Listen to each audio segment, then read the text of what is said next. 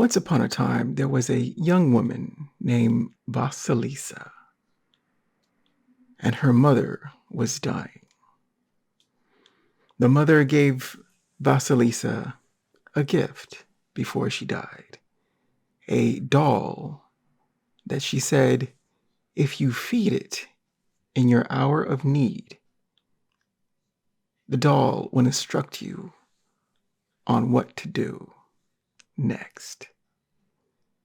And then she passes on. Vasilisa's father, after her mother's death, goes about his business and one day encounters a woman, and he marries her. This woman also had a young daughter. And one day, while the father was away, the new stepmother told Vasilisa, go out and fetch some wood. So Vasilisa goes into the forest trying to find kindling for the fire. And on her way, she meets a rider on a horse. And he tells her, do not go this way. Turn back. And Vasilisa tells him that she needs firewood. So he continues on his ride, and Vasilisa continues on her way. And she meets another rider who says, turn back. And she repeats, but I need firewood. And the rider continues on his way, and Vasilisa continues on into the forest. Then she meets a third rider who says, beware, go no further. Vasilisa repeats, but I need firewood. The rider continues on his way, and Vasilisa continues her search until she sees a most curious house standing on chicken legs, surrounded by fence, and the top of the fence posts contain skulls. Wanting a place to rest, she goes into the house, which is the home of Baba Yaga, the witch. Baba Yaga finds this beautiful young girl in her house and makes demands of her and puts her to work. Vasilisa, alone and afraid, now desperately wishes to return home. However, Baba Yaga's house sits within an enchanted forest, a maze from which one will only lose their way. It is a maze from which one will never leave. So day by day, Vasilisa works for Baba Yaga. Then one day she remembers her mother's gift, the doll. And so, taking the little bit of her food, she gives it to the doll. And the doll comes to life and instructs Vasilisa on what to do. The doll tells her to go out, speak to the fence post, and take that with her and find the way out of the forest. So Vasilisa goes to the fence post and speaks to it, and the fence post speaks back. The skull upon the fence post, eyes illuminated like fire. Vasilisa takes the fence post with the skull on it and makes her way through the forest. But something she feels is coming. Baba Yaga, the witch. She quickens her step And on her way, she meets a writer who says, "Continue straight. You must hurry," and continues on his way. Vasilisa quickens her pace, using the skull's illuminating eyes to find her way through the forest. She meets another rider. "Continue on your path. This is the way out. You must escape." And the rider continues on. Vasilisa is now at a run, the skull looking to and fro, searching for the way out. She runs and finds the third rider. "Continue on the path. This is the way." Finally, she makes it out of the forest. Breathless and full of wonder, she goes back to her home. And once at home, the mother is surprised. And the skull knows what she did, knows of her evil intent. And with eyes alight, the mother burns to ash.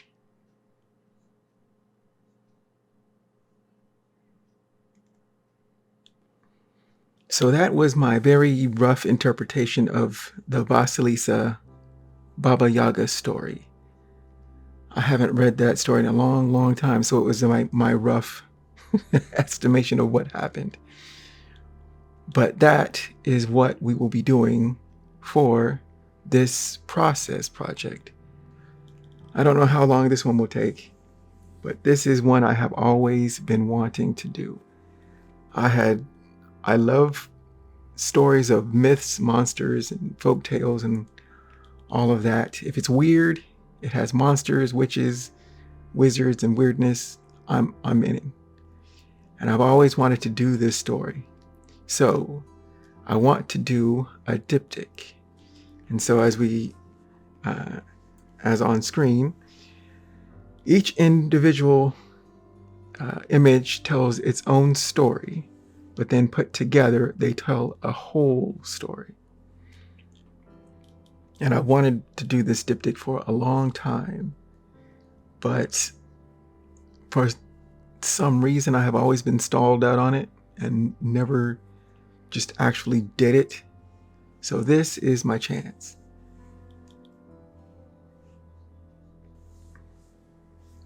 So to run through the scene that I have so far. So this is Vasilisa and her escape. She has the fence post, she has the skull, I call it skull torch, and she is running, and a rider is running right alongside of her. And the three horsemen, there's one running right past her. This is one, and this is another. This is Baba Yaga on the other diptych, or the other image of the diptych, giving chase, her house with the chicken legs behind her in the background, and the fence, well, the house is surrounded by a fence with the skull posts and whatnot. So that is the image, and what connects them or breaks them in half is the tree, this gnarled tree that I want to link the two so that it can work, on its own, but together they make the full image. And that is what we're going for. So in this image right here is some photo bashing where I drew some images separately and then put them all together, and another version of the chicken house that I found as an image. But I want to do my own version of this, but it's a stand-in of what this could look like. Now, stylistically, I want to go for, I found this book for $5 in a used bookshop in Burbank, and it's lacquered paintings on wooden boxes from Russia and the Slavic region. This is like an art form that I didn't even know about. But yeah, Russian Lacquer, Legends and Fairy Tales, Volume 2. And I just found this by accident and I love the style. This is absolutely beautiful. And I want to do this. Lucy Maxime was the writer of this book. And it is fantastic. And I want to make this diptych in this style. This is stylistically exactly what I want to go for. This is what I'm shooting for in this project. So for an example, we have the Princess and the Seven Bogatirs. And let's take an example of a lacquered box. And so stylistically, we're trying to see everything, like what is she standing on, what do the characters look like, the manner of dress, the colors used, positioning, all of that. We're trying to decipher everything so that we can use it to make an approximation of the style. We're not going to, totally get it right. I'll make tweaks and changes, but so we have what we're looking at is a witch, I think, and the princess. And then I'm guessing a prince or a hero of some sort. But I don't know. And another example, I like the colors in this one. Look at the vibrancy. And the effects, the clothing, the lighting, how do they do trees, all of that. And we'll take this as a third example. Ivan and Maria try to escape Koschei. I think it's Koschei. So Koschei the Deathless. That's a cool name, man.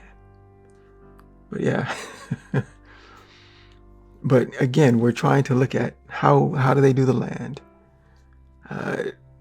Like, are those clouds above Koschei, who's on the upper left? Upper right? Is this water? I'm not sure.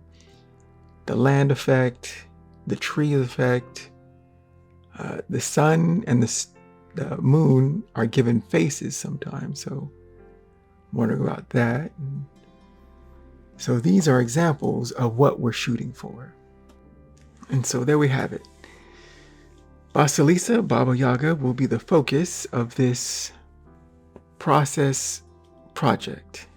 I'm not sure how long this is going to go, but I think I'll break it into two parts. One where we get the drawing settled, stylized and all of that. And then I guess after summer, because it's going to take me a while, after summer, we'll do, the watercolor for it. But this first part, I'm not sure how long, but we will get this thing drawn, settled, stylistically. So I hope you will join me, and I will see you on the next video. Take care and keep shining. Bye-bye.